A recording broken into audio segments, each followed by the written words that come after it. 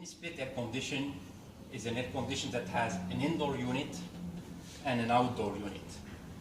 The indoor unit is connected through two pipes to the outdoor units. So with mini-split air condition, you avoid ducting. That costs a lot of money. Most mini-split air conditions, they come either 9,000, 12,000, 18,000, or 24,000 BTU. And they come either on-off or inverter.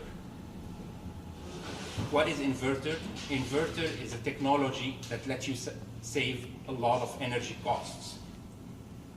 What's the difference between Fujitsu, LG, or many other brands of mini-split air conditioners?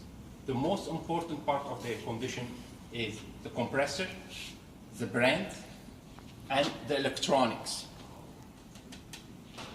First, you have to check the compressor because it's like the heart of the mini-split air condition.